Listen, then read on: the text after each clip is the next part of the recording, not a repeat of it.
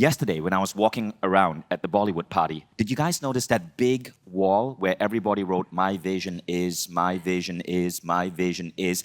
And if you read the visions that were there, all of those visions were really about serving humanity. Like I didn't see anyone who wrote like, my vision is to make $1 million in the next 1 month. Now there's nothing wrong with that, but what I saw is that a lot of people wrote, my vision is to spread happiness around the world. My vision is to awaken consciousness. My vision is to create a healthier world. My vision is to transform parenting. Fantastic.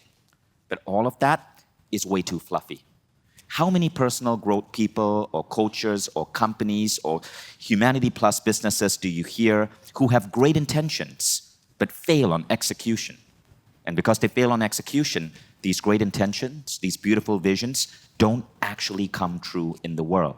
What if we could adopt ideas from companies like Intel, from companies like Google, companies that are incredibly great at execution, and apply these to visions that actually transform the planet? Now, the people in this room are transformers. You guys, I don't mean like robots that turn into cars. I mean, you guys are people who are awakening the planet. You guys run humanity plus businesses, and there are some major entrepreneurs in this room. There are guys here who have started multiple Silicon Valley companies. There are women here who have sold their company recently for $100 million.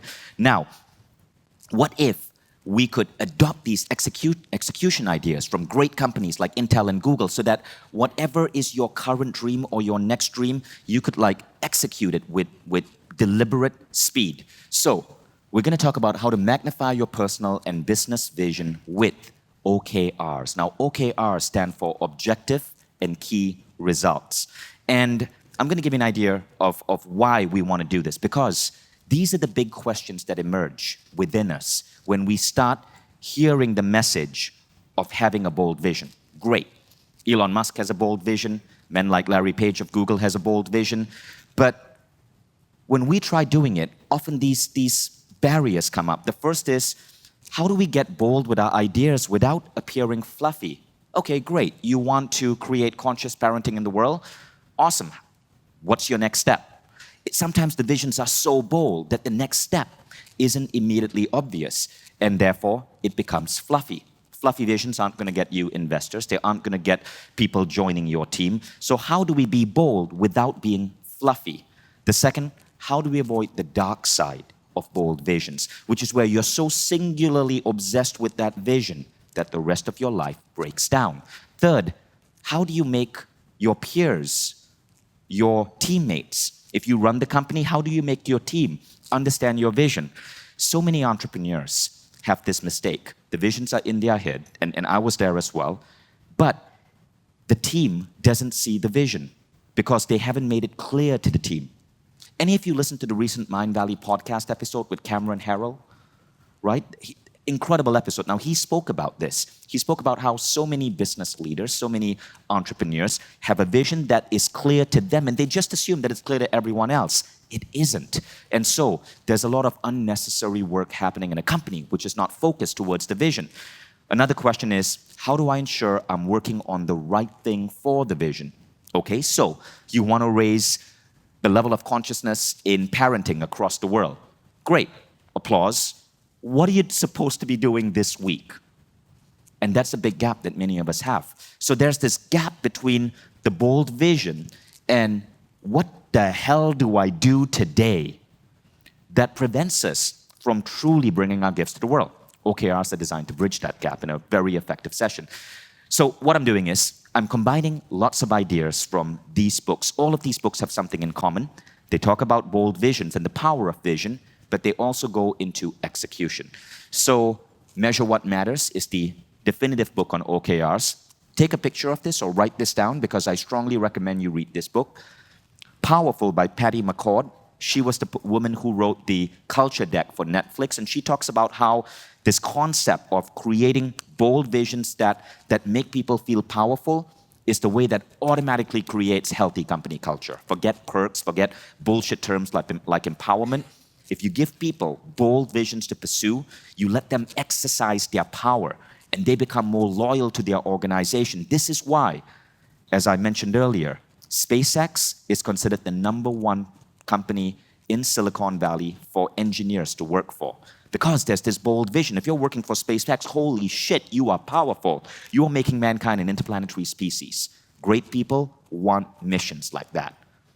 The third book is called In the Plex. It's a great story of Google and how Google formed as a company. Google is a beautifully unique company because they created the Google search engine, but now Google as a company has evolved into Alphabet, a larger company, and Alphabet is looking at everything from providing free internet across the world to self-driving cars to contact lenses that help help you detect diabetes. It's incredible, the stuff that they are pursuing. And In the Plex gives you a peek behind the mind of Larry Page. And Larry Page popularized OKRs. So OKRs started at Intel, it moved to Google, and Larry Page added his own version of leadership to OKRs, and that's what we're going to be talking about. Finally, Vivid Vision. That's by Cameron Harrell. Cameron Harrell is a phenomenal COO. He's known as the CEO Whisperer. So if you want to read the book, for sure, but if you want to hear Cameron Harrell go into vivid visions as a form of leadership, as a tool to align your vision in your head with your team, listen to the recent episode with Cameron Harrell on the Mindvalley podcast. Now, this training applies whether you are a CEO, founder, team leader, or team member. CEOs, raise your hand, please. Awesome, lots of CEOs in the room, fantastic. Founders, raise your hand. Awesome, lots of company founders. Team leaders, raise your hand. This means you are working for a company, but you're leading a team. Awesome, you're gonna find this so useful. Team members, raise your hand. Any team members? Okay, so AFES tends to be a very high-level crowd, so there's a lot of people at the higher levels of organizations, which is why this presentation is gonna be so relevant to you. So, the art and science of OKRs. OKRs are not just a science. There's an art to it as well, a philosophical art, which is why I love this model so much. And do you guys recognize Andrea Gibbs? So Andrea is an A-Fester. She came to A-Fest in Sardinia. And Andrea is one of the top people at Intel. She won the Intel Achievement Award for being one of their 0.1% employees. She was part of the team of 10 people that invented the smart television. So Andrea invited me to come to Intel. I got a tour of this incredible company and a lot of respect to Intel. The book on OKRs came from Intel. See that guy with the fancy 60s mustache there? Andy Grove? He was an amazing CEO. He made the cover of Time magazine. And he turned Intel into one of the most recognizable companies in the world. He helped create the information age, and he did it with this concept called OKR. So I was really proud to be able to visit Intel, see how this company works, and to understand how OKRs emerged from Intel. And then what happened is it seeped into Google because an ex-Intel leader by the name of John Dower had left Intel, started a VC company. He was one of the early investors in Google, and he introduced OKRs to Google. John Dower also wrote the book Measure What Matters, the definitive guide on OKRs. So I strongly recommend, if you like this presentation and you want to go super deep, read that book too. Now, OKRs help create a long-term vision with a short-term direction. So you have a long-term vision, but now you know what you need to work on today, and therefore you are so much more efficient, and you're able to execute in this vision in baby steps that eventually predictably get you there.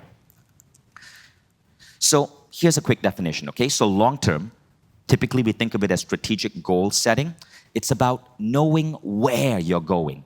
Short term is about everyday tasks and projects. It's about doing the right thing versus being busy. One of the biggest things I notice when I sometimes sit down with people in Mindvalley who complain that they are busy, and firstly, this is a common thing, is often it's because either the failure came from my part or from the manager who was reporting to me. There wasn't a clear vision of where we are going, and so people were doing random things that were not aligned. But when we switch to the OKR model, alignment happens. And what suddenly happens is people now know the right thing to do. So it's about doing the right thing versus being busy. And OKRs trickle down to every single person in our company. So it starts with the top, it goes down to different divisions, it goes down to every single individual. Every single individual has their OKRs. Now, OKRs were popularized in Google. Google used OKRs to basically become one of the greatest companies in the world. And OKRs, they're designed in such a way where they're aspirational, truly aspirational, but they let you know what you need to do directly today to get to that aspirational OKR. There's a story about Google in the book, in the Plex, that shares this concept. So basically, Google acquired YouTube. And the team at Google got together and they came up with a big goal for YouTube. It was almost like a 10-year goal, and that goal was, someday we are going to stream 1 billion hours of programming on YouTube in a single 24-hour span. That is an OKR. So it's an objective, a primary objective.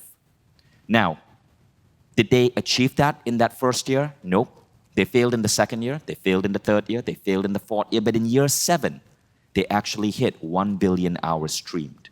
But you see, that goal, that vision, drove the team to focus like a laser on everything, every little scientific tweak that was needed on YouTube to make it the dominant TV platform in the world. They figured out how to scale up their service so they could deliver 1 billion hours. They figured out how to write the right algorithms so that people wouldn't watch a video and bail, they would stay on YouTube. They figured out how to translate YouTube to different languages, because to get to 1 billion hours, it's not just about the US, but about the entire world. That single objective trickled down to everybody in YouTube, and they became one of the most successful technological innovations in our world. And so Google really popularized this OKR concept. So it was invented by Andy Grove, popularized by Google, and it's different from management by objectives. Anybody here heard of MBOs, management by objectives? Okay, so it's very different from management by objectives. We might go into the differences later, but now let's go into how do we go from your bold vision to your execution. Okay, now the first thing is, if you're running a company, CEOs, founders, or if you're running a team, you start with an aspirational core purpose. So a lot of people confuse mission, vision, core purpose. Cameron Harrell says it very simply. He says, forget mission, forget vision. People toss around those words and people have different definitions. Focus on just one. Why do you do what you do? Call that your core purpose. That's your mission and your vision all bundled into one. Why are you doing what you're doing? So, if you look, I took this photo yesterday. You can see that a lot of people here wrote down, my vision is to increase the energy vibration. My vision is to help people who help people grow. My vision is to give my energy freely to those who need it. My vision is to love the people. My vision is to unify humanity by crossing cultural barriers. Fantastic. But if that is really your vision, and that's really important to you, how are you going to execute on it? So, our vision used to be fluffy. Our vision at Mindvalley, our core purpose used to be to help spread enlightened ideas. Awesome. I could start a blog and start blogging, and great, I'm spreading enlightened ideas. Big frickin' deal. That was a mistake. I had that for about 10 years, and I wish a good mentor had sat me down and said, Vishen, you're going about this all wrong, and shook me till I adopted OKRs. We'll probably be double the size we are right now. But this is our core purpose right now, to create the biggest rise in human consciousness our species has ever experienced by 2038 through the transformation of spirituality, politics, education, work, and parenting. Really specific. From that I know, I have 20 years, so no pressure, that we literally are talking about creating the biggest rise in human transformation, right? Simply setting up a blog isn't going to do that. The biggest rise. And that we're looking at these 5 pillars, which means I got to start figuring out how to reform global politics, how to reform global spirituality, how to reform education and work and parenting, and start finding the right people and the right experts. But it's still only a core purpose. It doesn't tell me what I need to do today. So there's another step. And that second step is you break your core purpose down into aspirational objectives. Now, in the course of this presentation, I'm going to give you time to go deep and emerge with your core purpose. But before we get there, so I hope you guys have your journals, I want to break down the process for you so you see the next step. Okay, so you have this big core purpose. Now you break it down to aspirational objectives. Now, aspirational means to to inspire people, to get people excited about their work. Here is how we break down our core purpose, which is this, into an aspirational objective. So I'm actually openly sharing Mindvalley's business plan with you. Feel free to take what you want, feel free to emulate it. Because look, if we want to create the biggest rise in global consciousness, we need allies. You see anything here you like and you want to solve this for us, go ahead, make it part of your company's mission. Because we win together, okay? So we break it down into 5 primary objectives. And the objectives are this. Number 1, scale to 1 billion users. Thus far, there have been less than 10 companies in the world that have gotten 1 billion users. Facebook, Instagram, WhatsApp, all owned by Zuckerberg, are 3 of those companies. YouTube is another one. We want to scale to 1 billion users. Number 2, we want to create a platform to accelerate human transformation. Number 3, we want to make organizations, which we define as schools and companies, into an oasis of wellness. Because today, work extracts from us. Work makes us sicker. We want to change that. We want to create a global tribe of change makers. By the way, that has to do with you.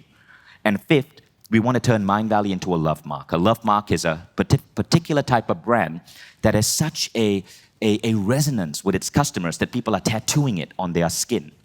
So we're going to go deeper because these 5 things are aspirational, but again, they don't really tell you if you're on the right track. They don't really tell you what to do today. However, what they do is they help us break up our grand core purpose into 5 steps. Okay, so now we go deeper. You take those 5 objectives and you break it down into measurable key results. This is really the essence of OKR. Core purpose leads to objective, leads to key result. So let's look at scale to 1 billion people. That itself is too fluffy, but when we break it down into these 5 key results that we are aiming to hit by 2038, it now becomes crystal clear. We need 1 billion user accounts on the system. We need to reach 200 monthly active users in a given month. That's huge. LinkedIn has 140 million. We want to hit 200 million. We want to grow from 3 languages to 100 languages. We want to grow our reach from 5 million to 500 million. And we want to attain 50 million paying students annually who bring in 5 billion in revenue. So you see, now it's super specific. It's bold, it's ambitious. We have no fucking idea how to get there. But that's the point. Your job isn't to look at where you are right now and then figure out, based on my knowledge, based on what I have right now, I should be here. That's a bullshit way of setting goals. Rather, you got to look at where you could be, set that as the goal, and then trust that intuition, that the right people, that the right opportunities come to you, that you're going to study, you're going to learn, you're going to develop the skills, the connections, you're going to work your freaking ass off. But you're going to get to that goal. You do not need to know the how. You simply, at this point, need to know the why and the what. The how is going to come with the right OKRs. So we have these 5 goals, and we have some idea on how to get to 1 billion users. For example, we are launching an app platform that allows us to create world-class apps in every category we want, faster than the competition. So that's one of our hows. But ultimately, the thing that pushes us forward is scaling to 1 billion users, being the same size as a company like YouTube or Facebook, but for transformation. Okay, now here's another example. Create a platform to accelerate human transformation. It's our primary objective, but it's fluffy until you break it down. And we break it down into these 3 things. So attain quest completion rates from 60% to 80%, maintain an NPS of 70, develop a data-driven dynamic curriculum for upgrading the human experience. Now, we break it down. And we define this to our engineers. So as long as our engineers, so it may be unclear to you, but as long as our engineers know what we mean by data-driven dynamic curriculum to upgrade the human experience, we can move in the right path. So you're going to go through the same process. You're going to start with a core purpose. You're going to break it down into 5 objectives, primary objectives. You're going to further break it down into key results. Now let's look at number 3. Make organizations an oasis of wellness. It sounds fluffy until you add the 2 key results. We want Mindvalley to be embedded in 100 national schooling systems. And number 2, we want to be in every Fortune 500 company in the world. Okay? Now, what you do is, as you break it down, you align this across all your teams. So you have your company-wide OKRs, and that is what your leadership team, what your founding team is obsessed with. But you break it down into individual teams. So Mindvalley's OKRs give a direction to everybody in our core team. But we take those 5 elements and we break them down further for individual teams. So for example, create a global tribe of change makers. That particular OKR, which is OKR number 4, which is really the act of creating change makers here through events like Mindvalley University City Campus and AFES.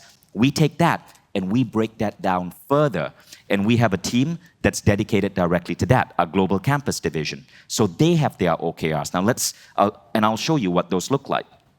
So create a global tribe of change makers is broken down into these 4 steps. So what it means is connect 300,000 students globally. These are people like you. Retain 99% of our members each year by making the Mindvalley community an essential part of lives. Turn members into change makers. You can see that we haven't figured out how to measure that yet. So we put measurable to be set. Develop a Mindvalley campus in 10,000 cities with 120,000 events annually, including talks, meetups, and masterminds. That's coming. Mindvalley is going to be in 10,000 different cities. Good news is when you hop in that plane and fly back, know that within a few years there will be Mindvalley meetups in your hometown. And we're going to be working with you to bring it there.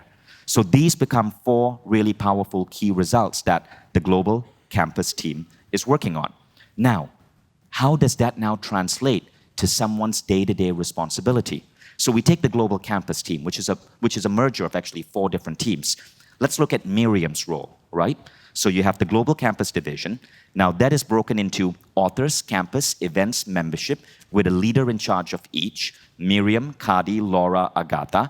And now you look at authors, and that's further broken down into Miriam's OKR. So you see, you don't have one set of OKRs for the company. You have company-wide. This breaks down into teams, and this breaks down into an individual OKR. So for authors, it looks like this. Now you can see how it's becoming day to day. The 20-year goal is broken down into a 1-year goal, key results for Jan 1st, 2020, and that's broken down into key results for Jan 1st, 2019, which is what Miriam has to execute in the next 60 days. So you can see she has to sign 10 new Quest authors, super measurable, super specific. She has to move Mindvalley into 2 new mega niches. One will be parenting, we've already decided. We have to get 25 authors on our podcast, 24 authors filmed for mentorship. And for 2019, she knows she has to complete a parenting deal and bring on 7 new podcast authors. It's super, super, super specific. Imagine if everybody in your company had this level of clarity. Now you get to focus like a laser on what truly matters, knowing that what you're focused on moves upwards to a team OKR, moves upwards to a company OKR, and directly contributes to your core purpose. Everybody get this? You guys excited to go further? Remember the snapping thing? Okay, so here's how OKRs help teams, right? Communication hub. Everyone has transparent visibility into everyone's contribution and impact. So all our OKRs, we use a web platform called 7Geese, 7geese.com. It lets you put everybody's OKRs on one giant engine, and everybody can see everyone else's OKRs. This philosophy actually started at Google. I was talking to a friend of mine who works at Google. He opened up his Google app internally for employees, and he said, "Who do you know at Google?" And I mentioned a name, and instantly he's able to look at and show me what exactly they are working on, right? So everyone can see everyone else's OKRs. Now, when you know someone's OKRs, as a leader, you can coach. Team leads can coach their team members on how to best contribute to business success. Coaching is very important. Google did a study, and they found that the best leaders, the quality that made them best leaders is that they were coaches. They were coaching people and helping educate people to get better. Third, value, alignment, focus. Everybody can see how their contributions are valued and aligned to each other. And the cool thing about this is, every now and then as you're doing this, you will realize that there are certain people on the team who are doing jobs which are no longer needed. When you have OKRs as a philosophy, you can eliminate those tasks. It doesn't mean eliminating the person. You would simply move them onto a role that is more aligned with the core purpose. Everyone get this? And number 4, collaboration. cross-functional team collaboration now is brought to light and opportunities are highlighted. Teams now can see when they are contributing to a OKR that's across multiple teams and they can collaborate better. So even an event like AFES is actually not put on by one team.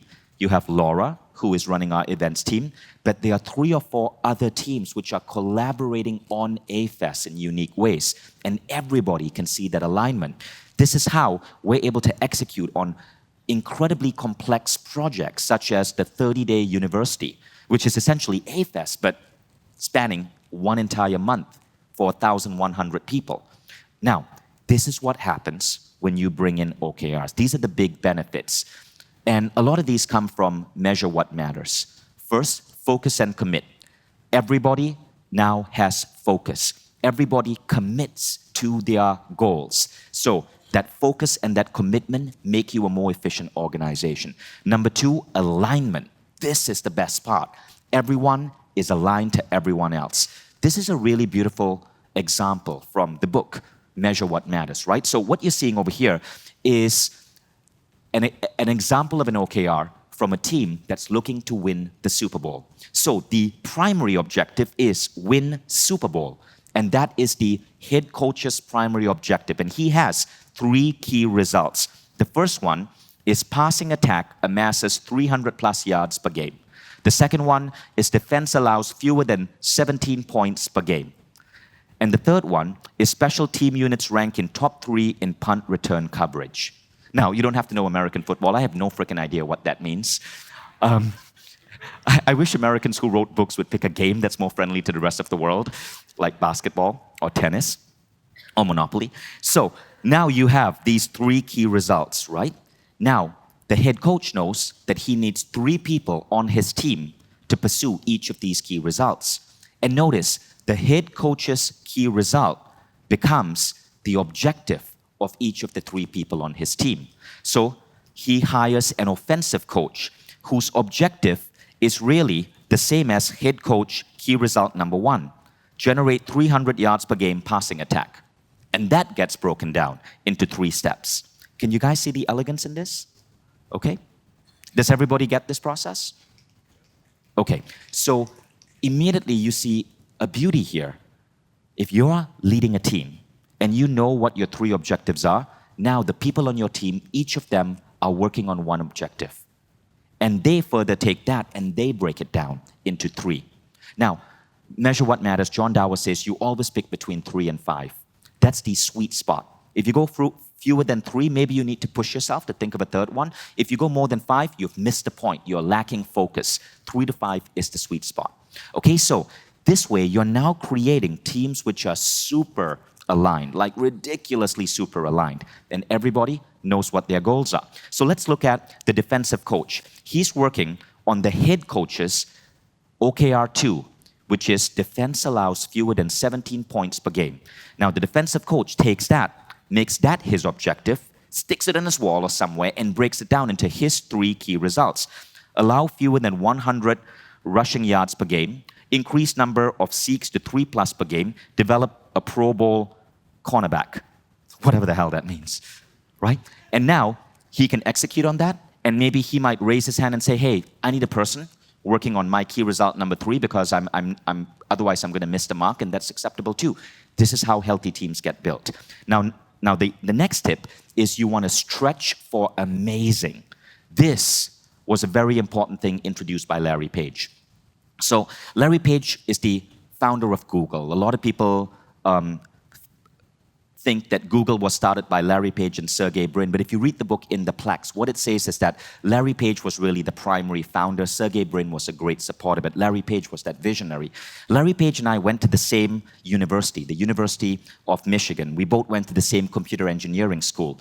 And he was about 4 years more senior than me, so we never crossed paths. But Larry Page, in the book In the Plex, speaks about how he learned to dream big. It was a course, a summer program he took at Michigan called Leadership. I took that same summer program when I was 19 years old, so I know what he's talking about. It's a summer program that creates leaders who dream really big. And Larry Page credits Leadership with changing the way he thinks about the world. I went through the same program, and I can tell you, it also gave me that concept of big vision. Now, Larry Page enacted this rule in Google. In all of your OKRs, 50% of your OKRs must be so bold that you don't know if you're going to succeed. So it looks like this. There are two types of OKRs, committed and aspirational. In Google, 50% of OKRs must be aspirational. And aspirational means these OKRs are so big, so forward-thinking, that you have a 50% chance of failure. We adopted the same thing in Mindvalley. So let's first talk about the difference, because you're going to do this when you write down your company OKRs. This is how you have a realistic business plan, but you're also pushing and stretching to do what might be massively big goals that are going to inspire and capture the imagination of people. So committed objectives are tied to Google's metrics, product releases, booking, hiring, customers. Managers set them at the company level, employees at the department level. In general, these committed objectives, such as sales and revenue goals, are to be achieved in full within a set time period. Those are committed objectives. In Mindvalley, a committed objective is run AFAS Bali, generate X number of tickets, X number of revenue, X NPS score. That's it. It's a committed objective. The team knows that they do this every year, and these are the objectives that they have to hit. However, if we were just doing AFAS every year, we eventually as a company would stagnate. We wouldn't be growing. So we set an aspirational objective, and that is Mindvalley University City Campus. So this is an aspirational objective. They reflect bigger picture, higher risk, more future tilting ideas. They originate from any tier and aim to mobilize the entire organization. By definition, they are challenging to achieve. Failures at an average rate of 40% are part of Google's territory. So Google actually fails on 40% of its aspirational objective. I mean, you'll remember Google Wave, it failed. Google Social Network, Google Plus, totally failed. But at the same time, Google gave us Gmail, Google gave us YouTube, right? If you are afraid to fail, you aren't going to make radical innovation. When we started Mindvalley University City Campus, Laura and Cardi, who were collaborating with me to bring this forth, this was a crazy idea. And there was a strong possibility of failure. And actually in Mindvalley, I can tell you, it's around the same statistic. Roughly 40% of our crazy ideas fail. But if we weren't taking that risk to create crazy ideas, knowing that it's acceptable to fail, we wouldn't be innovating. And that's a really important lesson. So you want aspirational objectives in the mix. 50% of your OKRs must be aspirational. That's how we are able to create Mindvalley City Campus. That's how we're able to create these really bold things like the Quest app, because failure becomes acceptable. Failure becomes safe in the company. OKRs make failure safe. And as we go deeper, you're going to see why. Now, the final thing is track for accountability. How do you track a person's movement towards an OKR?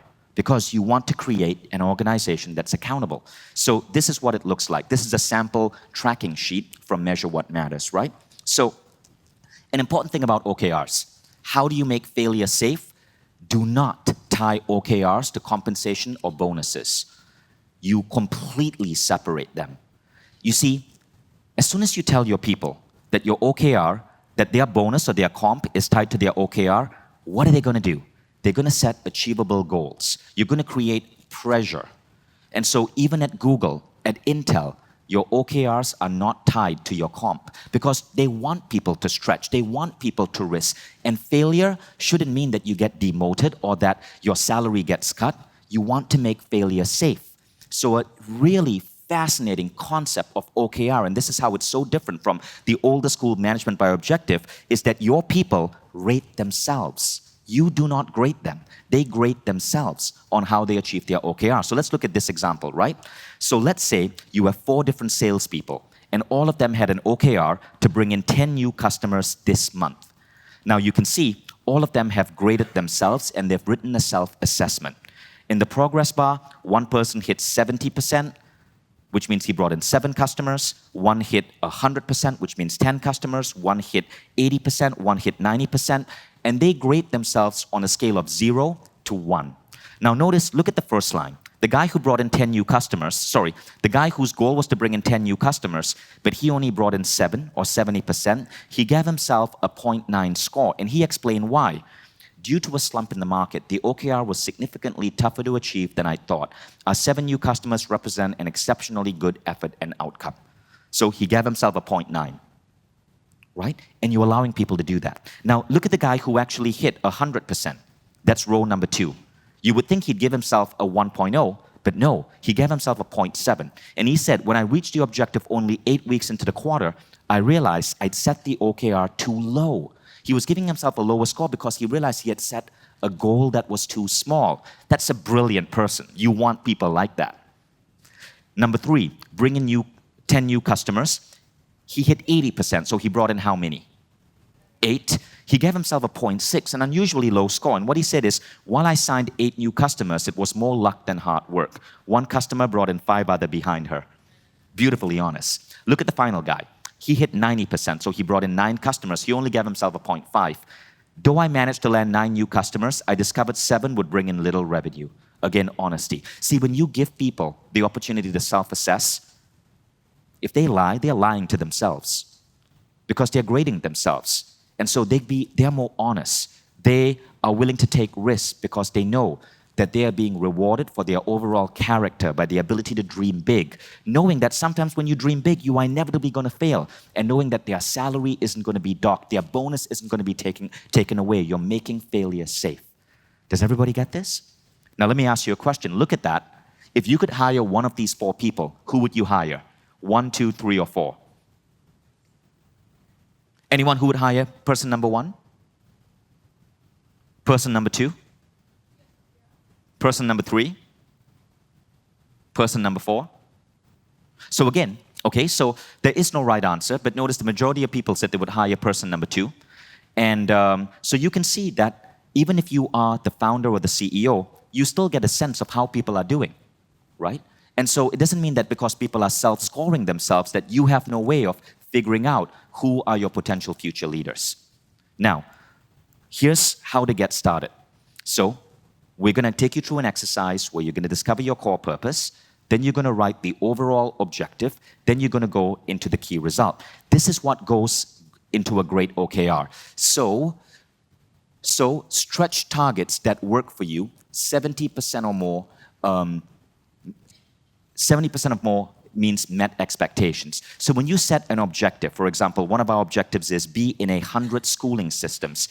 As long as we hit 70%, which is 70 schooling systems, that's considered a green. The 70% rule comes from Google.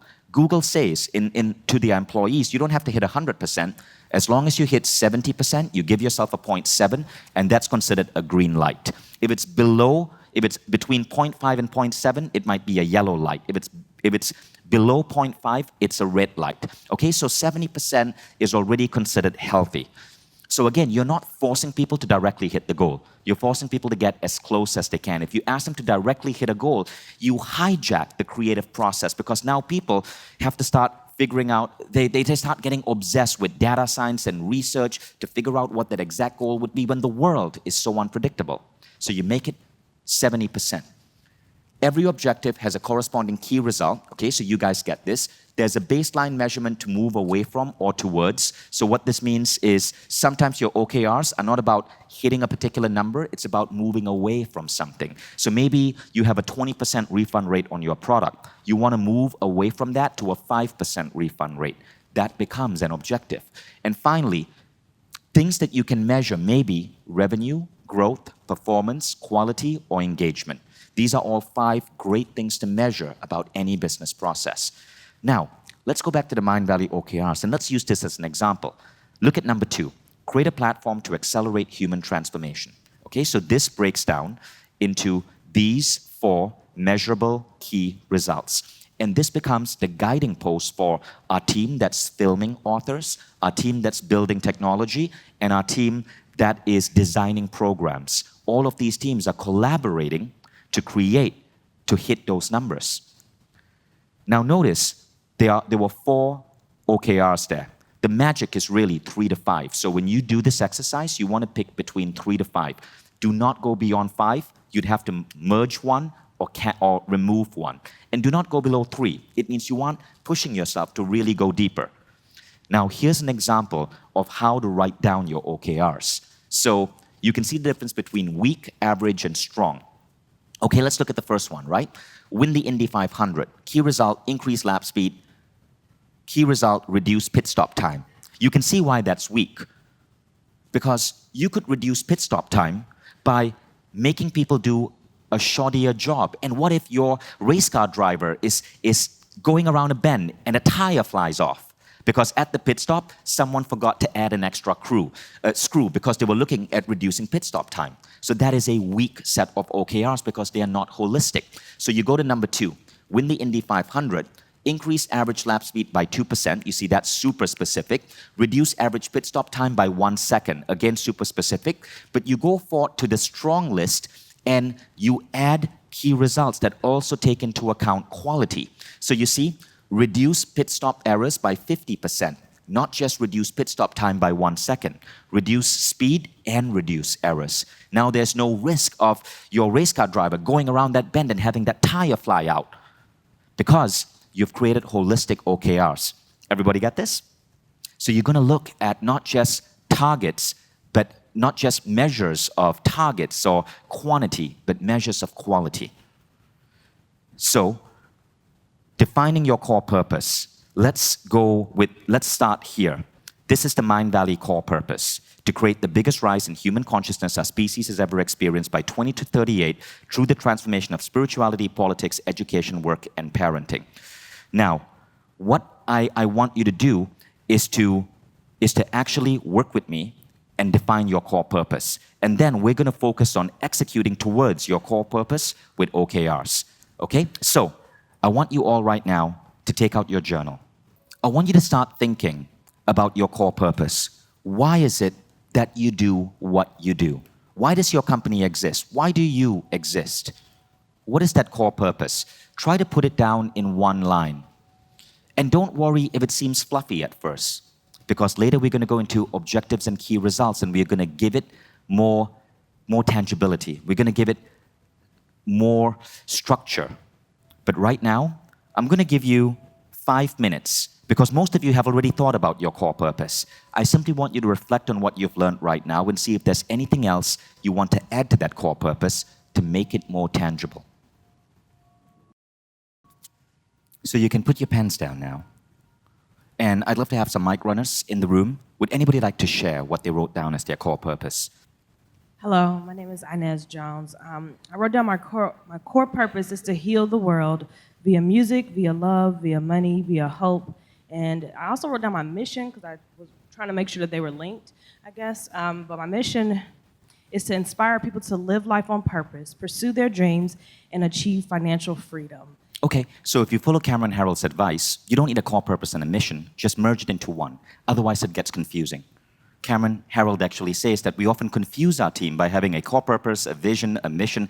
Frickin' just merge it all together into one. Will do. And I wanted to tell you that I can get us into CPS. So let's talk about that. CPS? Chicago. Oh, fantastic. Thank you. So that's a really good core purpose, because if you added your mission to it, you can see it's giving it a little bit more like solidity, right? Another example. My name is David, and I put... Sorry, where are you, David? I can't... Oh, there you are. David Wichman, and I put to combine virtual reality and transformational tools together to assist humanity and teach breathing, meditation, and healing in immersive environments. And to That's teach amazing. Forgiveness, compassion. That's beautiful. Generation. Next. Go on. Hello, I'm Matthew. I run a health club in Melbourne, and my core purpose is to evolve our beautiful space for people to flourish in their true nature. Okay. Evolve a beautiful space of people to flourish in true nature. In their true nature. In their true nature. Okay, so that one, I would say you need to make it a little bit more definitive. You need to define a couple of things there. Now, here's why this is important. One of the biggest secrets to getting people to join your company, to getting allies, to getting the right business partners, according to Cameron Harrell, is to get clear on that core purpose and then be public about it. But If your core purpose is only something that you understand, like when you said nature, do you mean human nature or like environmental nature? It's not clear. If your core purpose is only something that you understand, you can't make it public. If you go to the Mindvalley website, careers.mindvalley.com, you'll see that we're very open about our core purpose. And when you are open about it, people who align with it can now submit a resume. They can decide if they want to partner with you. In our case, authors who are aligned with it know whether they want to work with us or not work with us. So, yes. Hi, I'm here. Great. Ricardo. We are in Solar Energy, so this is what I wrote. Connect invested capital with human talent, ultimately aiming and managing global resources with respect and gratitude. Okay. That's good. I think it can get better, and we're going to explore how we can make it better later, but that is a good first stab. Next. Hey, so thanks for helping me get more clarity on this. And my core purpose is to co-create communities that are in balance with nature by upgrading the global business culturescape and investing in the infrastructure that supports our well-being. Okay. Fluffy. Because when you say infrastructure that supports our well-being, what are you talking about? Are you talking about physical spaces? Are you talking about medical infrastructure? Yeah, I was having some challenges because I have an immediate next step that I know I'm building. Right. I'm just launching this business now, so I know over the next years, like, what are the programs that I'm launching, but the business changes in 3 to 5 years in my mind. Right. Where there's physical infrastructure in 3 to 5 years, and within the next 3 years. That's awesome. Now you're getting clearer. Now we had the same problem. When we said create the biggest rise in human consciousness by 2038, some people were like, well, what exactly do you mean by human consciousness? So we had to define it and get more specific, right? It means transforming education, transforming work, transforming spirituality, transforming parenting. And then if you go into the key results, it explains how that happens. So sometimes by adding a little bone layers to it, you make it more concrete. But a good core purpose should be something that the world can understand. So you're not using internal business language or language unique to you. You have to use language that people understand. And you can make it a little bit longer. You can add points like we did. Raising consciousness means transforming these particular levels of human society. Let's take one last one. Right. Hey, this is Simon. Sorry, Simon from Los Angeles. So I got an OKR. Hello? Yeah. Yes. An OKR for my business is to be a key contributor to humanity's interplanetary travel with the American Martian space program by 2025. Phenomenal. That's very clear. Now you can see anyone who is fascinated by that knows that they want to ally with you, right? So Great. that's clear. Now, Thank you. let's go on to some rules for okay, so what you did was the core purpose. Next, from the core purpose, we're going to break it down into OKRs. So these are some of the key rules for OKRs that John Dower, and I took John Dower's ideas and I added some of my own and some from some other thought leaders. And these are the rules for OKRs I want you to pay attention to. So when you go into the next step of the exercise, which is taking core purpose and turning it into OKRs, these are the things you want to pay attention. The first is less is more. What's the magic number? 3 to 5, right? Second, measurable with no debate. What this means is when you go down to your key results, anybody should be able to conclude whether that key result is successful or not. So you won't say, improve the quality of our customer service. How do you know? Like, how do you measure that? But you can say, improve the quality of our customer service so our nice reply agent score goes up from 83% to 97%. That's directly measurable. Don't get obsessed by how you measure it. As long as you can measure a dimension of customer service, you can move towards the game. Now, third, self-scoring with 0.7% green. So let's look at that earlier example, right? You want to go from 83% customer score to 97% customer score. That is what? That's 14 points increase. Now, if you have a 12-point increase, that's within 70%. Your team still gets a green light. So this is the model that Google uses. Sometimes if There's no way to get super specific because you don't know what global situations or what exponential technological change. The world is so unpredictable right now. But as long as you can get 70% of the way there, it's a green light.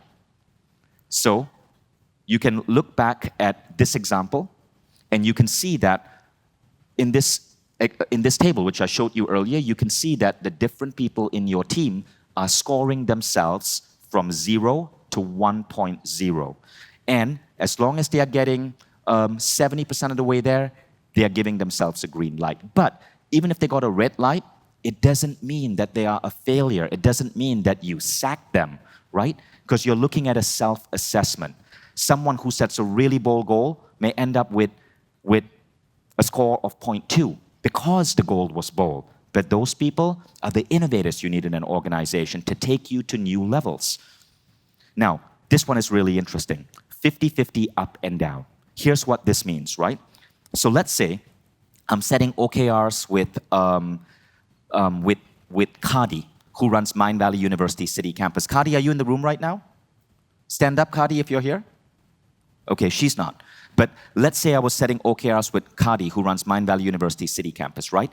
50% of the OKRs come from the top, which means comes from me, because she reports to me. 50% comes from her and her team. 50-50. The OKRs shouldn't all come from the bottom because then you have misalignment. And they shouldn't all come from the top because then you don't have buy-in. So we call this the 50-50 rule. It's just a rough measure. 50% top, 50% down. Now, number 5 means stay flexible. Things are always going to change. You may set OKRs for a year, and in quarter 1, you realize that that particular app isn't going to be successful. What do? Well, you scrap it, and you move on to something else. OKRs require you to stay flexible. Companies like Google are lean and flexible. 6, teams align. So here's how we do that, right? Every team, they create their OKRs on Google Docs, and we stick it into a shared Google Drive folder. So it's free, anybody can use this. Every individual can see every team's OKR. There's one simple OKR folder for the entire company. There's a Google Doc for our company-wide OKRs, a Google Doc for our global campus, a Google Doc for our Quest app, a Google Doc for technology. Every team can see each other's Google Docs, and everybody has comment access, which means Jason from one team can look at another team's Google Doc and go, hey, I'm questioning this, and he can highlight it and leave a little comment. And another person from the team can go and reply to that comment. Within your first day at Mindvalley, as long as you have a mindvalley.com email address, you can access all our Google Docs on OKRs, and you can actually add a comment and question something or seek clarification on something. This forces everybody, including myself, to be accountable. So this morning, I was looking at one of our OKR docs, and I saw that Jason Campbell, whom we met yesterday, had written a comment questioning something. Phenomenal. My job is to resolve that. And all of this is free if you're using Google Docs. How many of you here use Google Docs? Right? Google didn't just give us OKRs, they accidentally gave us one of the best ways to manage them, which is Google Docs. If you want a fancier solution, what we use is 7 Geese. 7 Geese is an HR solution that actually allows all the companies to see not just the team OKRs, but the individual OKRs.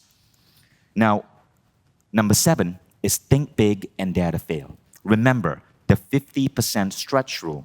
Half of your OKRs should be so aspirational that there's a 50% chance of failure.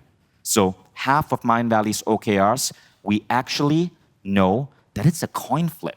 We may win, we may lose, but it gives us permission to play big. Number 8, OKRs are a tool, not a weapon. And what this means is you cannot use OKRs to punish people, to take away a bonus, to promote. OKRs are not designed for that. OKRs are designed to be a tool for clarity, for alignment, for getting your company to pursue bold things, not a weapon for controlling people. And number 9, OKRs have to be holistic. So remember, one of the questions we faced is, how do we prevent singular obsession with a goal? How do we prevent becoming like Elon Musk, incredibly obsessed with a goal to the point where our own health might break down? Well, one of the things we do at Mindvalley is we create a holistic type of OKR. Every individual should have 5 OKRs, 3 to 5, but at least one of them has to be a personal goal related to their transformation. So for example, in my executive team, my CHRO Ezekiel, one of his OKRs is so he's a mixed martial arts fighter. So one of his OKRs relates to mixed martial arts. Alsu, who is my product manager, she has an OKR related to holotropic breath work. Shitej, who is here at AFES, he's our CRO, Chief Revenue Officer. He has an OKR related to completing his EMBA program. My OKR is training for the Spartan race.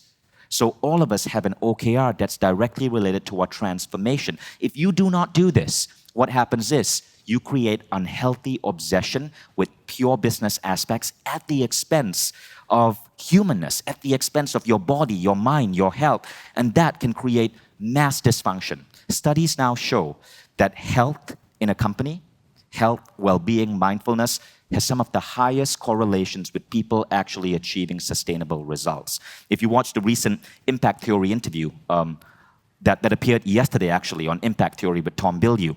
So Tom Bilyeu brought me back on Impact Theory and we debated. Tom Bilyeu believes in hustle. I think hustle is bullshit. I think balance, flow, structure is how you attain success. So we disagreed there respectfully, but I think a big problem with business today is this idea that it's all about hard work. It's about busting your butt on 120 hours a week of work. To me, that creates extreme dysfunction. And so I tell people who join Mindvalley, look, if you have to work more than 50 hours on your job, you're probably too stupid to work here. And they get the message. And everyone, we actually invest a crazy amount of time ensuring that they are achieving their health goals. So for example, the average man that joins Mindvalley, in the first year will lose about 5 kilograms. And by year 2 is often has a serious gym, like a serious gym practice or is training for a Spartan race. The same happens to many women. And the reason is because healthy people create healthy cultures, and healthy cultures are going to help you achieve your goal better. So holistic OKRs are really important. Now, the final one is, does it help you structure? Does your OKR help you understand how to organize your company, how to organize divisions? When we started doing OKRs, something really interesting happened. We realized that certain divisions and teams in the company did not have to exist. We eliminated those teams and got everyone different jobs. We also found out that certain teams had to be broken apart because their OKRs were too different. So, for example, when we had our customer support team do OKRs, we realized that we needed to break them into 2 teams. One team focused on support, one team focused on customer experience, because the OKRs were very different and the skills needed in the leaders were different. So OKRs will actually help you create a more scientific, organized, structured system for your business. You'll know who to hire, who you need to move to a different location, what departments you need to break apart or merge. It really is a beautiful system. Okay, so these are the rules I want you to remember. Now, you've created your core purpose.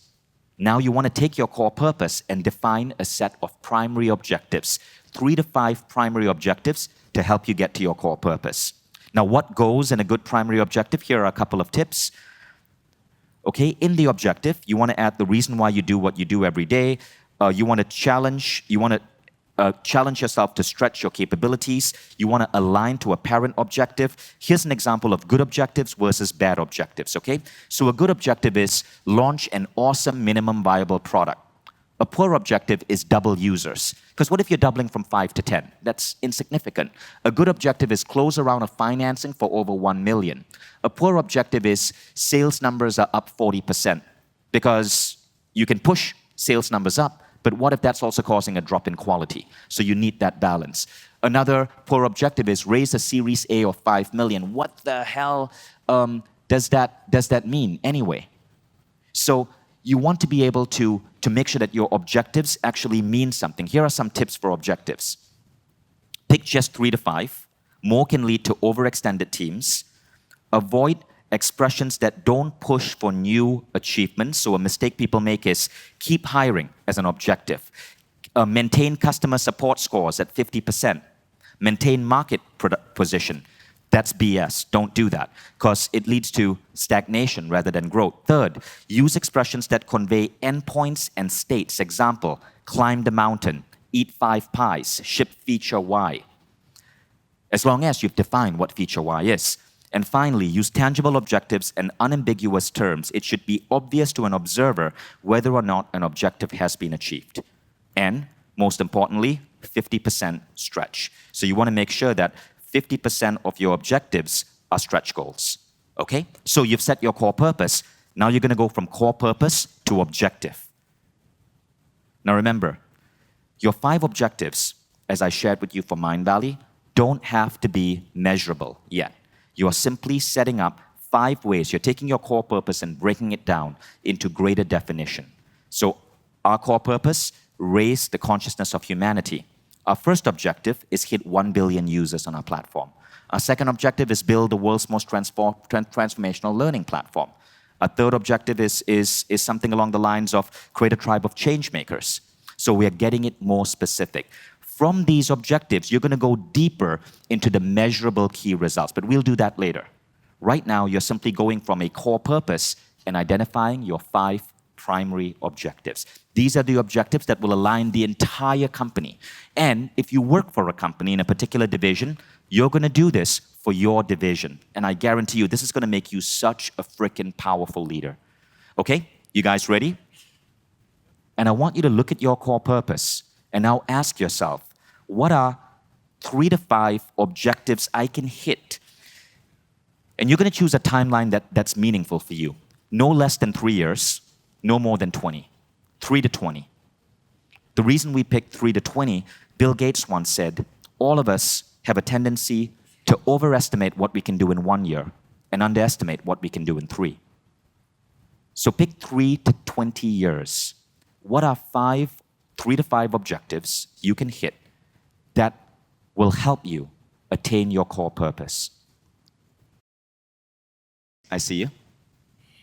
Okay, so mine is an online travel booking site, and my core purpose is to create a strong shift in human consciousness through transformative travel experiences in the areas of personal growth, spirituality, love and relationships, entrepreneurship, cultural immersion and contribution, and music wellness festivals. And a couple of my OKRs are to create a user-friendly tech platform to book transformative travel experiences and flights to accelerate human transformation. Okay, so that works. And another, your next OKR? to scale to 100 million users. Okay, that works, so great. So I like it. So the first one talks about quality, user experience, right? And later when you go to the key results, you're going to define how to measure user experience. And your second one is scale to 100 million users. That's phenomenal. And later when you go to key results, you're going to define what is a user and what are some stepping stones to get you there. So those are perfect examples. Congratulations. Please give her a round of applause. Thank you. Next. Okay. Jeremy Blunt. My name of my company is Stitches for Life. The purpose of our company is to create a global ripple of unity by teaching and inspiring people to transform their lives through personal development and spirituality, psychological, emotional, and emotional healing. 2 of my OKRs are to create a platform of holistic personal development and to create local learning environments globally. Okay. So create local learning environments globally. Can you define that better? Basically, it's to duplicate what the company is in other places. I see. So I guess I need to explain it a little bit more. Right. To So it just needs some clarity. Okay, and again, remember, what you're creating now is your list of 3 to 5 primary objectives. You don't have to add the measurable yet, right? But you still want to make sure that it's easy to understand because your staff has to understand this. Your partners have to understand this. A great principle of OKRs is to make it public. Some of you might remember that Elon Musk wrote 2 really fascinating blog posts, and it was called, and this was for Tesla. And what he was really doing was making his OKRs public. He didn't call them OKRs. The post was called Tesla World Domination Plan and Tesla World Domination Plan Part 2, right? And he basically broke down Tesla's plan to move mankind to alternative fuel. And he wrote down step by step what he was intending to do. He was going to start with a high-end sports car to make electric cars cool and sexy again. Then he's going to gradually drop the price. Then he's going to create a battery factory. Then he's going to drop the price of batteries. Then he's going to let other people copy the battery technology so other car companies could incorporate those batteries. He literally broke it down. And why do you think Tesla right now has this hugely, some people say, inflated stock? Because people are buying into his vision. So even on the stock market, because they so love the vision, they are aligned with the vision because his OKRs are public. Now, Tesla is being rewarded by the attention of the world. So this is why you want to make sure that these 5 primary objectives, right, are so easy to understand. And if you can make them aspirational, make them aspirational. Like one of ours is turn work into an oasis of turn organizations into an oasis of wellness. Now, when we put that on our website, we will actually explain what this means is to make work a phenomenon where you actually get healthier in the companies that are fueled by Mindvalley. So you can expand, but you want to make them really, really, really easy to understand and aspirational. They should excite the world, if possible. Anyone else? Yeah. I actually had to rewrite mine, but the core purpose would be to transform our culture of individualism and encourage collaboration on a personal level to remove isolation and disconnection. Okay, that's great. That's great. Now, that was your core purpose? That was the core purpose. Okay, now what are the 1 or 2 objectives that you need to hit to get you there? So I want to grow personal empathy, and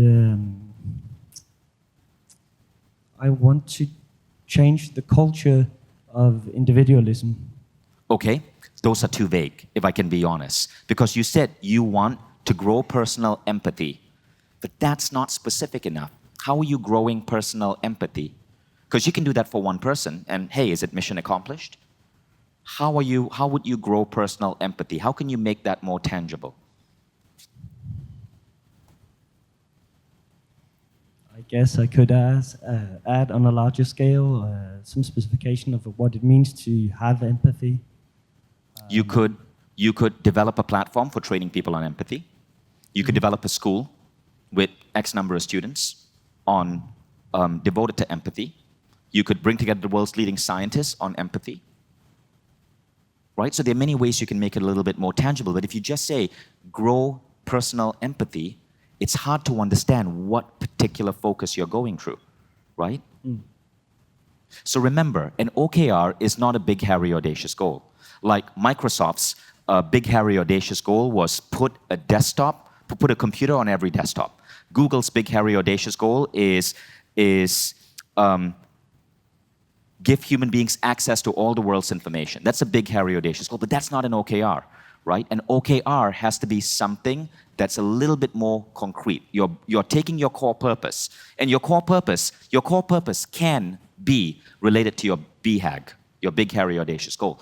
But your OKR, your primary objectives, have to be the 3 to 5 things that you need to pull off in the next 3 to 20 years to get you to that core purpose. So it has to be a little bit more tangible. Like ours is really tangible. Get 1 billion people onto our platform. Build the best learning technology in the world.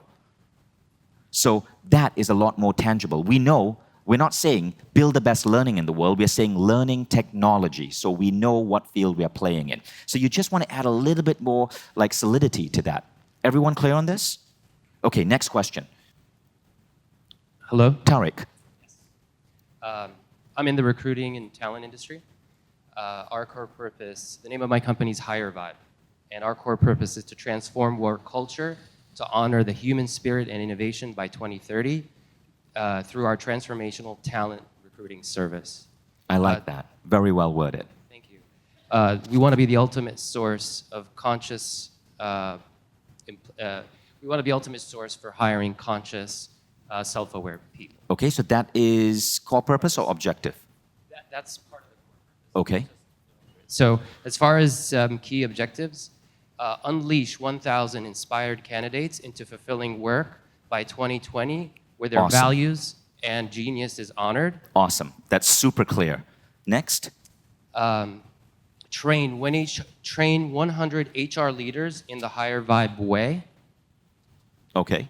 and deliver 100 beautiful hiring experiencing using next generation technology such as AI and Alexa. Okay, perfect. So now you're getting a little bit more clearer, right? Let's go back to your first primary objective. So observe how it breaks down. Go to your first primary objective.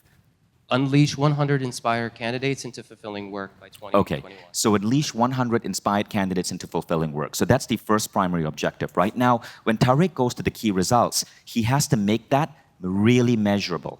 And the key results, so release 1,000 inspired candidates. How many years are you giving yourself for that? 3 years. 3 years. Okay, that's great. Now, in our case, what we do is when we do the key results, we're looking 1 year ahead. So you might break that down into multiple key results, and you're going to do this later. The first key result must be in year 1, deadline Jan 1st, 2020, place 200 inspired leaders. And then the second key result might lead to a definition. What do you mean by an inspired leader? So maybe it might be develop a roadmap or a programming guide to define and train inspired leadership. A third one might be write a book on what it means to be an inspired leader. You're breaking it down. Okay? Tell me that objective again. Say it in your words. Unleash 1,000 inspired candidates into fulfilling work by 2020 where their values and genius are honored. Awesome. So another key result there might be bring on 100 companies onto the platform who are seeking candidates. And then another one might be define a way to identify the right companies who provide fulfilling work. Okay, so you're going to break that down further, and so your team knows exactly what they need to do 1 year from now. Now we take it further. We will then go there, and we will create a quarterly set of key results. So you can follow whatever methodology you like. I like the quarterly sets of key results, but can you guys see how Tariq's core purpose becomes an objective, becomes key results? Everybody got that? I'm not saying it's easy, and I bet you still have questions. That's why we have put information out on our podcast. I'm recommending a book list to you, but if you can nail this, guys, you can really accelerate execution in your business. Let's get one more example. Mic runners? Okay. I'm Gary Romanek, and it's a software company, and our core purpose would improve upon the value of presentations for no matter the attendee or the presenter through functionality and innovation. And then the OKRs would become synonymous with presentations no matter the content or the objective, and fund and launch our educational foundation for support of disadvantaged children globally. Okay, awesome. Launch and say that last one again. Launch and fund. Fund and launch. Okay. Of the educational foundation to support disadvantaged children globally. Perfect. Okay, so that's a really good objective. Now, in the next exercise, and this time you're going to get 20 minutes, you're going to pick one or two of your objectives, or however many you can get to, and you're going to break that down into 3 to 5 key results. So I want to do an example here. Tell me your name again. Gary Romanek. Gary. I want to do an example here with Gary. Sure. So you want to launch an educational foundation. Right? What would be a key result for this next 1 year so that you know you're on the right path to launching this educational foundation? It'd be the platform have the platform successful enough to be able to fund it so we'd have the cash flow to be able to support the foundation. Okay, that's vague. What is the platform? What is the cash flow? Would you have a cash flow target for this year? Yes. Okay, what is the cash flow target? Cash flow target for 2019 is 2.5 million. Perfect. Okay. So now is that per annum or per month? Per annum. Per annum. Okay. Year-end run rate. Got it. Yeah. So you have the primary objective. Yep. And what you're doing next is you're adding a measurable key result. Attain 2.5 million in annual cash flow. So we can fund Initiative X. Okay, do you guys get that? Because what you're going to do now is you're going to take your objective and you're going to create measurable key results. Now, thank you, Gary. You can sit down. Now, to give you an example, I want to just openly share my OKRs for myself as an author. Because I want you to know this doesn't just apply if you have a company. So I have a company, but also on my own, I'm an author published by Penguin Random House. And so I have a team, and they run the OKRs for Vishen as an author. So these are what those OKRs look like. So you can see the first one is create Vishen Lakhiani's brand as one of the most recognizable in personal growth space. Number 2, hit 4 million followers on social media. So these are basically like 3-year OKRs. Number 3, make Vishen desirable partner, co-creator in personal growth and business space. Number 4, launch the Penguin book for company culture. That's the book I have coming out with Penguin. So those are 4 OKRs. Now, let's look at how those break down. So these 4 are really the 4 primary objectives, but each of these would break down to a key result. So we're going to look at the social media one, right? And that is hit 4 million followers. Let's see how that breaks down into a key result, because you're going to do the same exercise. Okay, so remember, hit 4 million followers on Facebook is a good objective for an author. It means I have visibility for my book. But how do we get there? This is the next slide. So, 4 million followers on social media, this is what my team has to focus on for Jan 1st, 2020, and then Jan 1st, 2019. You can see by Jan 1st, 2020, we want to be at 2 million. 1 million, and then we break it down further. 2 million Facebook, 1 million Instagram, 1 million YouTube. For the podcast, again, we are super specific. Hit 3 million downloads in the podcast with top performing episodes featuring Vishen and not an event talk. Now, saying 1 million YouTube followers is super measurable because YouTube has a subscribe button. If people are clicking subscribe, that's a follower, right? Now notice how we go from Jan 1st, 2020 to Jan 1st, 2019. We set the goal for 2019. This year, we want to have 800K followers across social media. We want to plan you see number 3, plan the YT series show of Vishen. We want to start planning the YouTube series show that I'm launching. However, that, I can tell you, is a lousy key result because you should never add plan. Because I mean, you can sit down for 1 hour, scribble a bunch of stuff on a journal and say, hey, I finished planning. So even sometimes in our OKRs, we make mistakes. Number 2, have consistent posting on Medium, LinkedIn, and YouTube. That would be weak, except that we added 2x a week minimum. So now there's definition. And number 4, hit a total of 1 million downloads in the podcast and have Vishen content repurposed in every platform. That has one flaw with it. It doesn't define every platform. See, a key result must be non-debatable. Is every platform Instagram, Facebook, and YouTube? Does it include Twitter? Does it include Medium? What exactly do we mean by every platform? It's not 100% non-debatable. So we would have to add in brackets what we mean by every platform. Do you guys get this? So if you're an author, this would be an example of how you would give direction to your social media team. So your social media team now knows exactly what they need to do. And in fact, this is a pretty good set of key results that you could use for any company if you're leveraging social media. So again, feel free to copy it. And if you become one of my fan or followers, awesome, you helped me get there. So this is what you're going to do next. You're going to take a big objective, such as hit 4 million followers on social media and break it down into key results. Now, here are some tips for developing your key results. Determine around 3 to 5. That's number 1. Number 2, your key results must express measurable milestones, which, if achieved, will directly advance the objective. Number 3, key results should describe outcomes, not activities.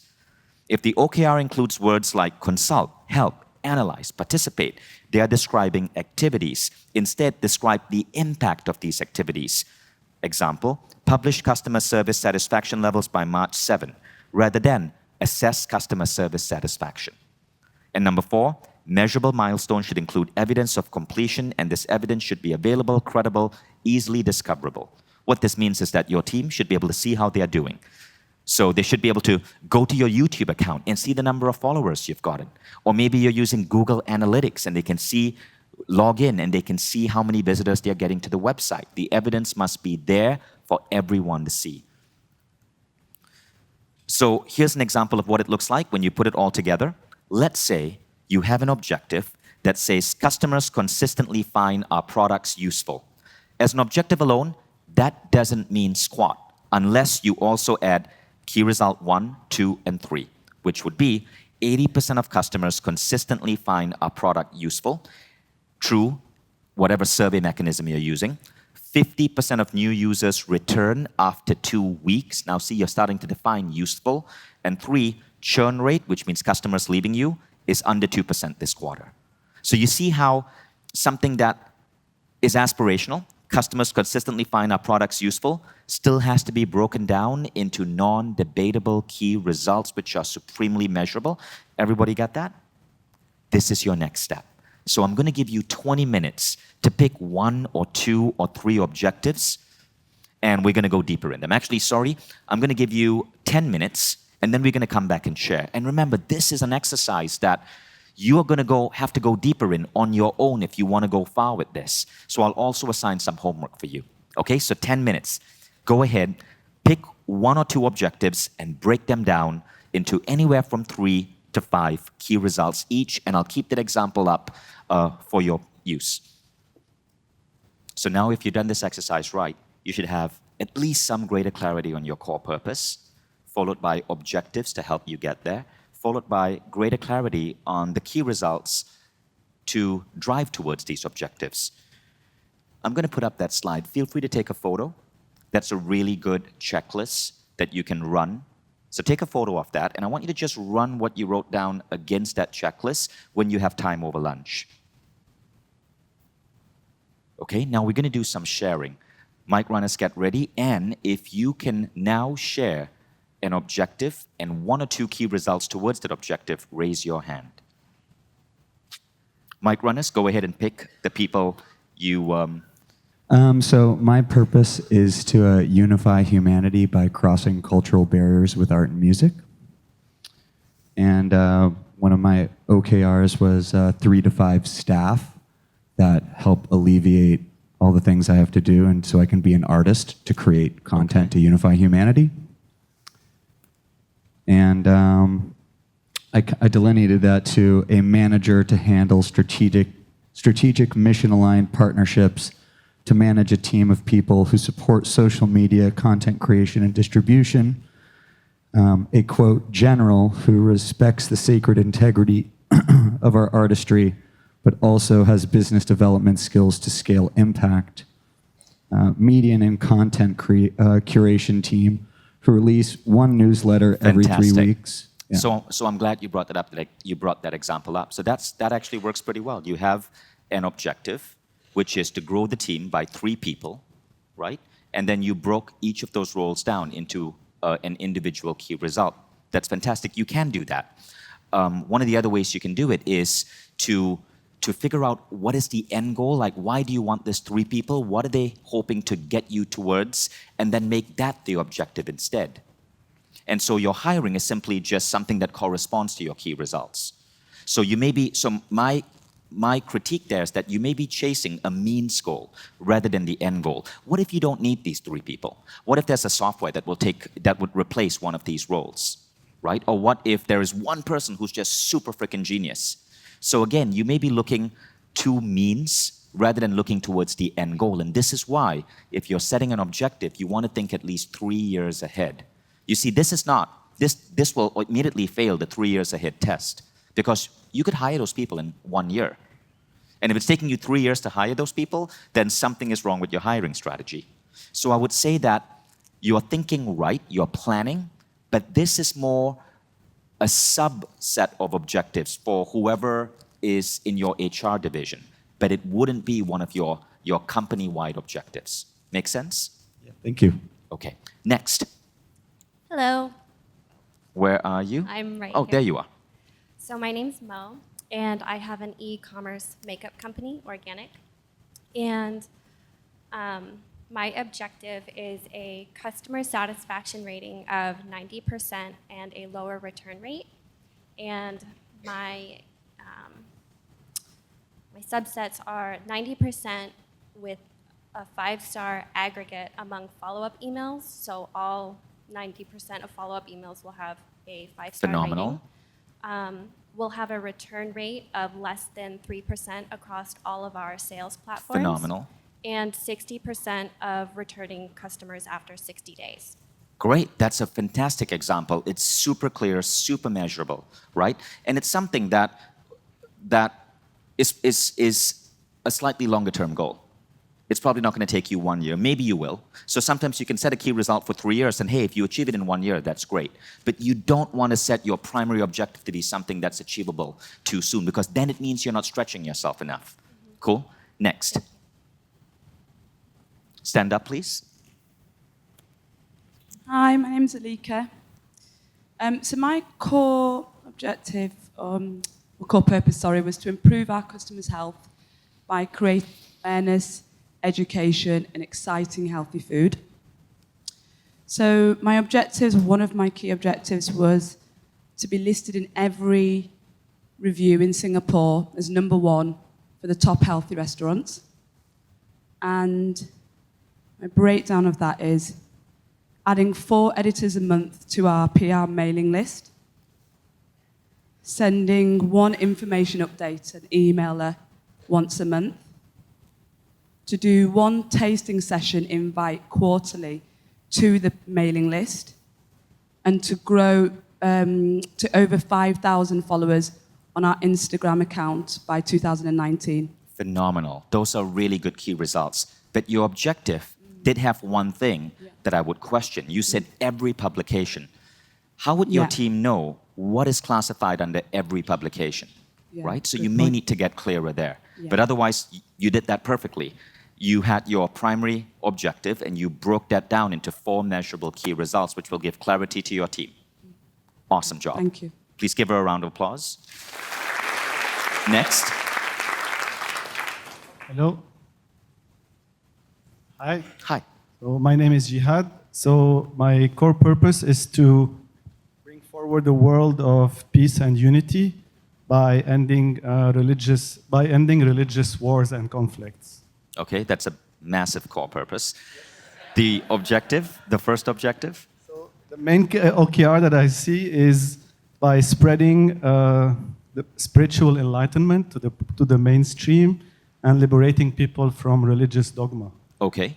And the way I see that is through creating program that tells stories of religions that can really awaken people to the essence of spirituality that is behind them. Got it. So that's your first key result. Correct. A platform to create stories of religion. But how do you measure it? So remember, a key result, as it says over there, has to be numerically measured. So a program that is online, that is accessible by millions of people, that becomes a mainstream classic to teach people about these specific topics of religion and spirituality. Okay. So it's an online program. It's a bad key result. I'm just being honest here. If you want to create an online program to elevate people's religious views to the next level, that's doable. But you said accessible by 1 million people. The problem is 1 million people can access it, doesn't mean they're actually going to be watching it. You want to measure the number of users, and then is this free or are people paying you for it, right? So you could say 1 million users paying $10 a month with an 80% completion rate. You have to get that specific. Otherwise, you won't know if you're winning. You're right. I haven't got there yet. In the Right. vision. So you want to get more specific. It's a noble goal. Now, the other thing is, if you said you want to end religious wars, is that really too big an objective? Because that's changing the course of human history, right? And if you want to do that, you probably can't settle for 1 million people. You'd probably need 5 billion people on that. Yeah, I truly believe so, because I come from the Middle East, where I see that every day. It's where I grew up. But I also was lucky enough to be liberated from that, and it's so much in my heart to feel it's possible to end, and it is our duty to do so. Completely agree.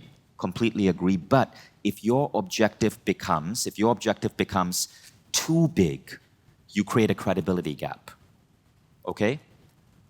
And you cannot suggest that ending religious wars will come with this one platform.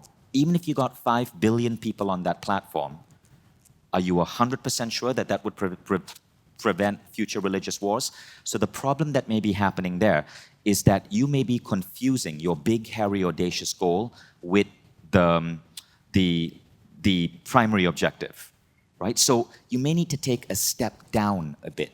And that step down could be train 1 million people on world-centric religion. That's the objective. That's the company-wide objective 1. A key result for that might be get 1 million users on platform X by this date. Ensure an 80% completion rate from the users who start the program. Measure the true self-assessment score, a user's world-centric tendencies towards their spiritual beliefs. You got to break it down a little bit more to be tangible, okay? But it's a noble goal. Please give Jihad a round of applause. Thank you. Next. Hello. Hi.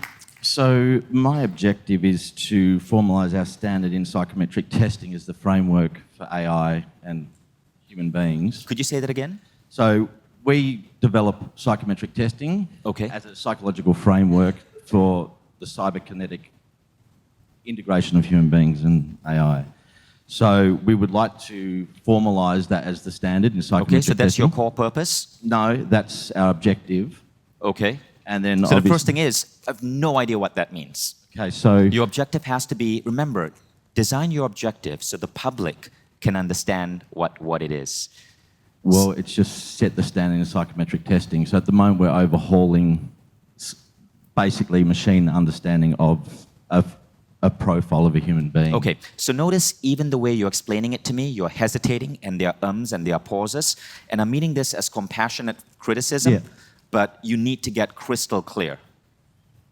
The public doesn't know what psychometric testing is. Some of the public may not even know what AI is. You're getting too complex. It's very different to say what you're saying versus, say, having an objective that says, get 1 billion users onto the platform. It's easy to understand. So let's just explain it now in your own words. But my advice to you is you got to go, maybe work with someone who's a writer and get it more structured. So explain it now in your own words as the objective. Okay, but what if our objective is not externalized? Obviously, it is the finalization of technology, yeah? So at the moment, we've developed the DARE technology, which is just basically a deception analyst reasoning engine. Okay, you've still completely lost me. So what I want to urge you to do, is maybe at this AFES, sit down with a few people, run them through your objectives, and ask them, do you understand this? And then as you get the feedback, tweak it and tweak it and tweak it till it becomes something that's really crystal clear. And don't worry, what you are experiencing is something that a lot of visionaries have. Because when you're such a visionary, especially if you're working in fields such as AI, you will see things that other people don't even understand are happening in the world. But the downside of that is sometimes it's harder to explain. So what I'd say is, let's not go into the key results, because if we don't fully understand the objective, the key results are irrelevant. But right now, what I want you to work on is to find people here whom you connect with and ask them if they truly understand what you're writing down so you can make it crystal clear. Is that cool? Well, is there any writers in the room who would like to? Thanks. What's your name? Aram Cargill. Anybody who can help Aaron, feel free to go up to him. And we'll take one more example. Over here. So I'm starting with the core purpose of to elevate humanity to a mental and physical well-being by getting people to embody and align their inner and outer lives through somatic intelligence bodywork, impacting wellness, performance, and satisfaction in families, communities, and corporations. Okay. Is that too long? It's kind of too long. Okay, cut in half. But again, if you put I'll it down... work on it. but here's the other reason why, right? You're mumbling as you say that. Yeah, okay. So you're mumbling as you say that, so we're losing a couple of words. But don't worry, if it's written down, I'm sure we'll be able to understand it better. Okay. Now my OKR, one of them, to integrate the somatic intelligence knowledge into wellness programs in Fortune 500 companies, reducing attrition and health problems by 40%. Amazing. That's a great objective. So Hen Lizra, she's one of our speakers, by the way, she's saying she wants to integrate somatic intelligence in Fortune 100 companies to increase the well-being of employees. That's a great objective. Now, what would be a key result that would contribute there? You want one? Give me two. Develop and test a wellness program that reduces attrition and stress with a minimum of 90% success rate. Amazing. Very measurable. Notice, numerically measured. Partner with 10 Fortune 500 companies within 1 year. Perfect. Again, numerically measured starts with a verb. The end result is a series of tasks. Answers, how do I know I achieved my outcome? How will I know I've been successful? Super simple. Partner with 100 companies by the end of the year. Okay, so that's great. Please give Hen Lizra a round of applause. So final tips, know that this is an ongoing process. And as we go through AFES, we'll go deeper. I'll come back to this and we'll fine-tune and fine-tune and fine-tune. Definitely read the book Measure What Matters. Of all the books I listed out, Measure What Matters is probably the top book I would recommend for OKRs. And in Measure What Matters, one of the things that John Dower says is sometimes the right key result surfaces weeks or months after a goal is put into play. OKRs are inherently works in progress, not commandments chiseled in stone. You're not writing down the 10 commandments here. So everything you write down, you notice even my OKRs, as I put them up there, I pointed out some flaws that I have to go back with my team and fix. And it's going to be the same for you. You go back to OKRs. Typically, it could take up to 6 months to 1 year for your company to fully get tight on your OKRs. But by asking the right questions, does this bring clarity? Is this easy to understand? Does this allow me to know what me as a team leader need to do this quarter? You slowly get better and better and better at it. But overall, I can tell you this has been a system that has been transformative for us at Mindvalley. So I'm excited to introduce it to you. So thank you. Hope you guys like this. And don't forget to go back and go deep with these OKRs. And then, one more thing I want to suggest, when you guys have these OKRs ready, be public about them. Put them on your website, share them on the AFES tribe, and you never know, the right OKRs will attract the right people to you.